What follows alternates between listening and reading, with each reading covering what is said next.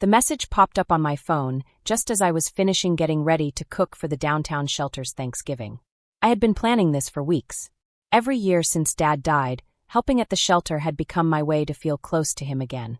This year, I had to skip Thanksgiving at my sister Serafina's place because of what had happened at our summer reunion.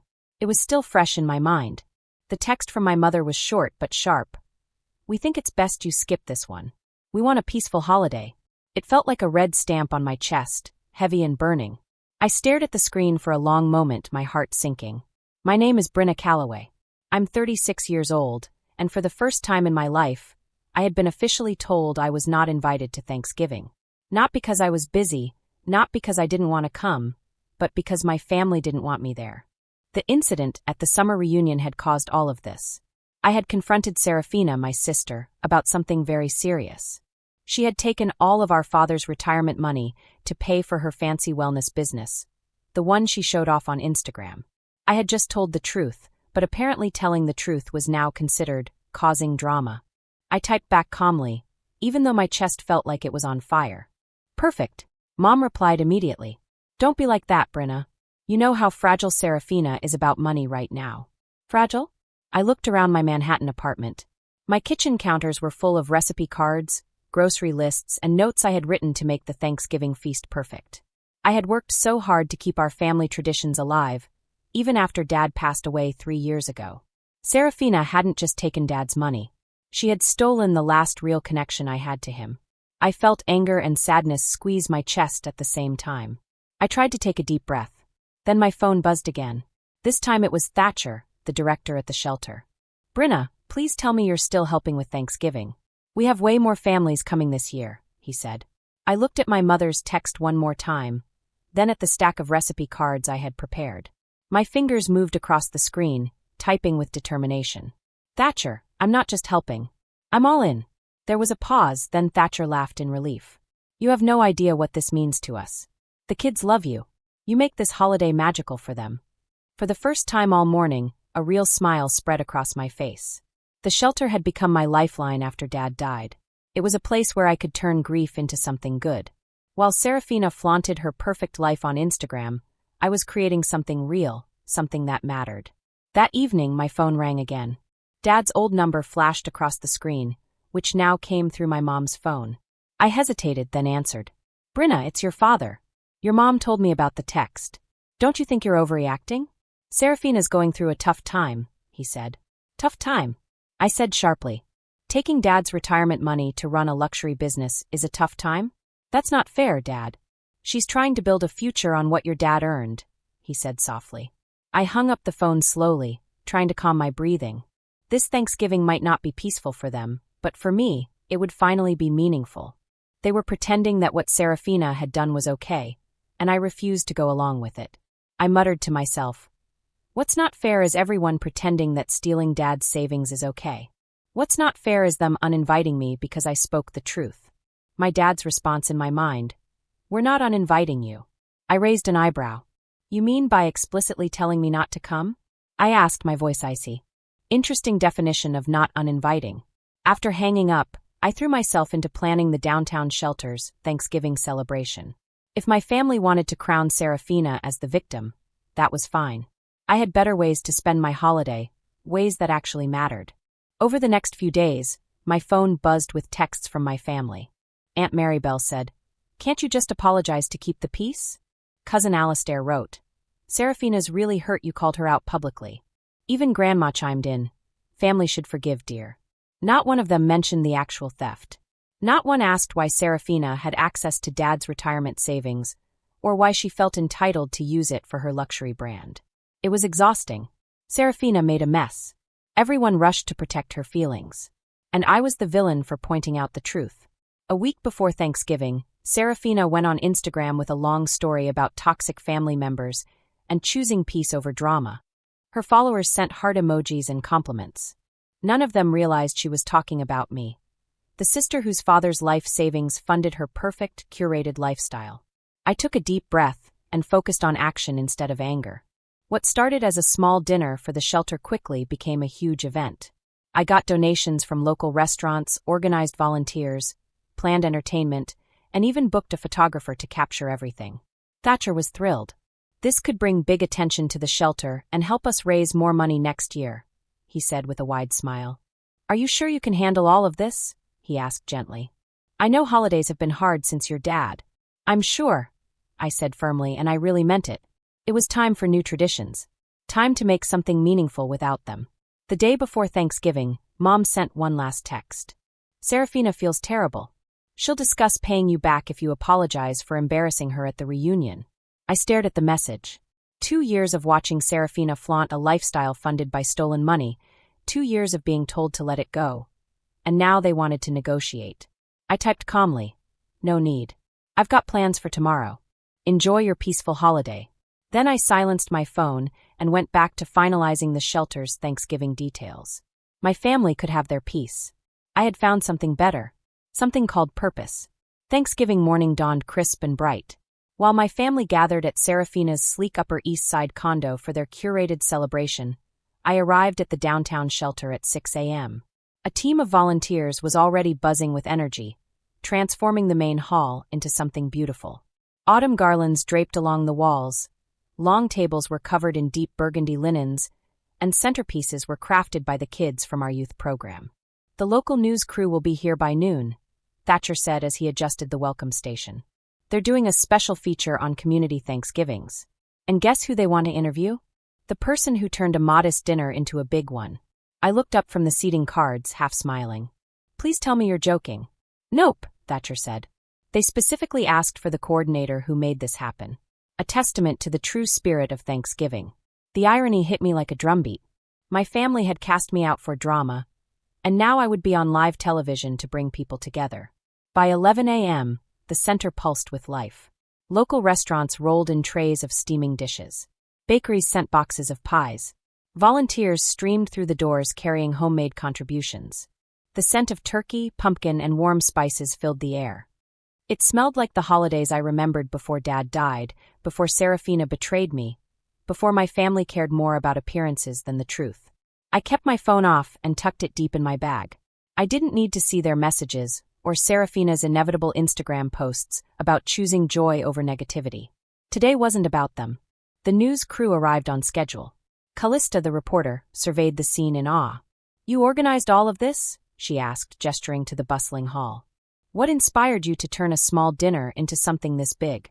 I thought of my mother's text, that single sentence that had cut me out of the family holiday. Then I looked straight into the camera. "Sometimes," I said, "when one door closes, you build a bigger one and leave it open for everyone. This isn't just a meal. It's a place where no one gets uninvited for speaking the truth." The interview continued as families filed in, neighbors, seniors from nearby apartments, college kids stuck in the city. Everyone was welcomed without question. Laughter and music replaced silence. For the first time in a long time, the shelter was full of real joy, and I could feel Dad smiling down on me. Around 2 p.m., my phone buzzed in my bag. I glanced at it. The local news station had already posted clips online. My interview was trending across social media. Missed calls from Mom and Dad, texts from relatives, and a string of frantic messages from Serafina lit up the screen. "How dare you make this about you?" one text read. "Mom is crying because of your stunt. You're ruining everyone's Thanksgiving." I smiled and slipped the phone back into my pocket. They could watch. They could see what they had left out. They could see that even without them, I had created something beautiful. I had made a Thanksgiving that mattered.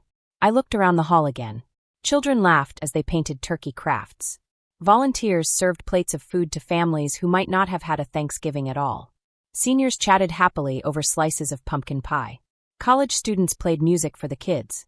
The joy in the room was bright, warm, and real. That day, I realized something important. Family isn't always about blood or appearances. Sometimes family is about the people who show up, who care, and who do the right thing even when it's hard. I had lost my father, and Serafina had betrayed our family, but I had built something good from the ashes. Something bigger than hurt or anger. Something real. And that, I thought, is the true spirit of Thanksgiving. The afternoon passed very quickly, and it was full of happiness. It felt like time was running because everyone was so busy doing good things. We served more than 300 meals to people in our community. The kitchen was warm and smelled like turkey, mashed potatoes, gravy, and sweet pies. Volunteers moved around carefully, carrying plates and smiling at everyone they saw. No one looked tired, even though we had been working since early morning. We also planned fun games for the children. There was a table where kids could paint pumpkins in bright colors like orange, blue, pink, and even green. Some kids painted funny faces on their pumpkins. Others painted hearts and stars. Nearby, a few volunteers helped children make paper turkeys using colored paper and glue. The kids laughed loudly and showed their crafts to their parents with proud smiles.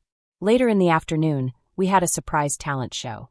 It was not planned, but it turned out to be one of the best parts of the day. Some of the older people stood up and shared songs they remembered from many years ago. One man sang a soft song that made everyone quiet and listen carefully. A grandmother told a funny story about her childhood Thanksgiving when the turkey fell on the floor, and the family still ate it anyway. Everyone laughed so hard that some people had tears in their eyes. The whole room felt warm, not just because of the heaters, but because of the love inside it. People who did not know each other before were sitting together, talking and smiling like old friends. It felt like what Thanksgiving is truly supposed to be about: sharing, caring, and being together. Photographers walked around and took pictures of everything. They took photos of kids painting pumpkins, volunteers cutting pies, and neighbors hugging each other. They even took a picture of Thatcher handing me a slice of pecan pie. Thatcher grinned at me and said, "This is better than any family dinner I've ever had. There's no drama. It's just pure happiness." I smiled back at him. And no one had to be uninvited to keep the peace. I said loudly enough for a few people nearby to hear. Some guests chuckled because they understood what I meant. By early evening, something surprising happened. Our celebration was shown on the evening news. Someone turned on a small TV in the corner, and everyone gathered around. The screen showed our busy hall. It showed volunteers serving meals with bright smiles. It showed kids running and playing games. It showed families laughing together. Then it showed me. In the interview, I talked about how strong a community can be when people care about each other. I explained how important it is to create a place where everyone feels welcome and valued. I said that sometimes hard things in life can turn into something beautiful when people come together. The reporter ended the story by saying, "This is a shining example of turning personal loss into something good for the whole community." When I heard those words, my heart felt full. I could not help but think about Serafina. I imagined her sitting in her fancy living room with her perfect Thanksgiving decorations. I imagined her phone ringing again and again. Friends might be saying, "Did you see the news? Wasn't that your sister?" I guess their quiet holiday dinner might not feel so peaceful anymore. After the news story ended, my phone began buzzing nonstop. Messages poured in, but they were not from my family. They were from strangers. People from around the city sent kind words. Local businesses wrote that they wanted to help next year. Even some city officials reached out to say they were proud of what we had done. Donations to the shelter doubled, and then they tripled. Our social media pages were filled with comments, hearts, and shares. "Brynna!" Thatcher called out, almost running toward me. His face was glowing with excitement. "You won't believe this. The mayor's office wants to feature our celebration in the city's annual holiday guide. They want this to become a tradition every year." I thought about Dad and how proud he would be if he could see this moment. We had built something real. It was not about showing off. It was not about looking perfect. It was about love and kindness. It was something that could last for many years. "That sounds perfect," I said softly. "Everyone deserves a place at the table." When the evening finally slowed down and volunteers began cleaning up, I sat down for the first time all day. I looked at my phone again. Among all the happy messages, one text made me stop breathing for a moment. It was from Grandma Eudora. "I saw you on TV. Ambrose would be proud. Can we talk?"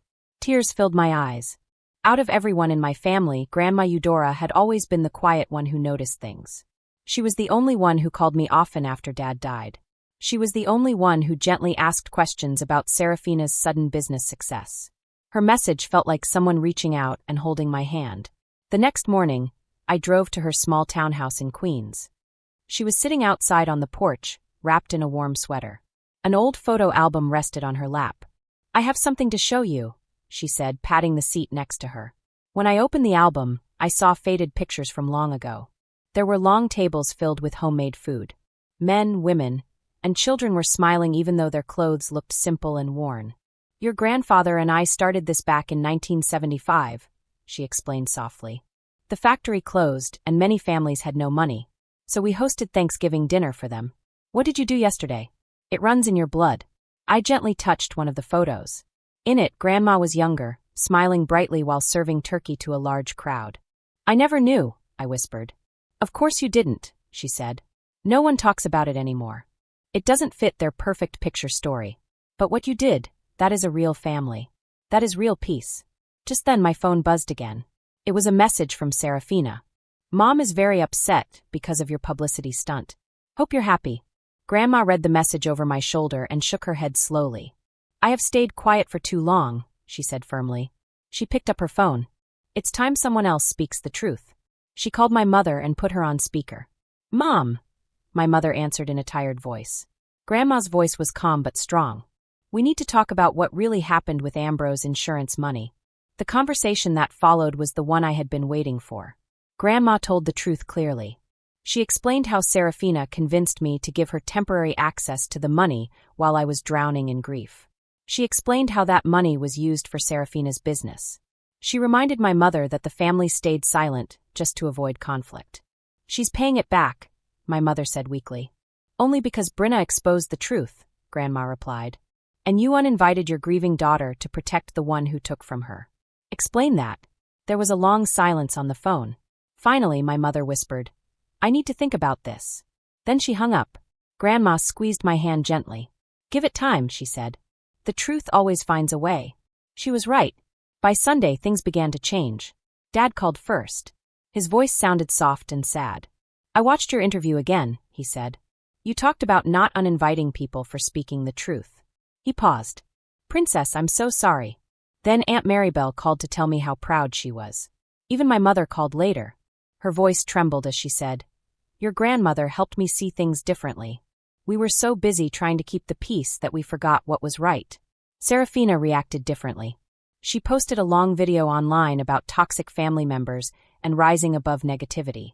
But this time, people did not simply praise her. Many had seen our community celebration. They began asking her questions she could not easily answer. 1 week later, we held a planning meeting at the shelter. So many people came that we ran out of chairs.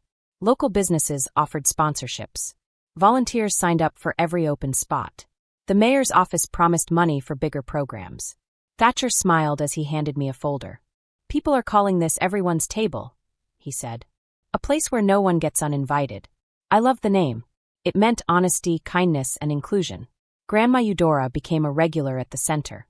She shared stories from her younger days. She taught kids how to bake her famous pies. She brought the old photos and pinned them on our bulletin board, so everyone could see that this spirit of giving had deep roots. Slowly, my parents began volunteering too. At first, they stayed quiet in the background. They sorted canned goods and organized lists. But over time, they became more involved. They never said the words, "We are sorry," but their actions showed it clearly. Serafina kept her distance. The insurance money is being paid back slowly now. But our relationship may never fully heal. And maybe that is okay. I found something more important than a seat at her fancy table. I found purpose. I found a loving community. I found a family built on actions instead of appearances. Yesterday, as we planned next year's celebration, I watched Grandma teaching children to fold paper turkeys. I saw my parents laughing together while organizing supplies. I saw Thatcher making calls and writing notes. And I understood something very important. Sometimes, when you are uninvited from one table, it gives you the chance to build a bigger and better one. And at this table, everyone is welcome, no matter what.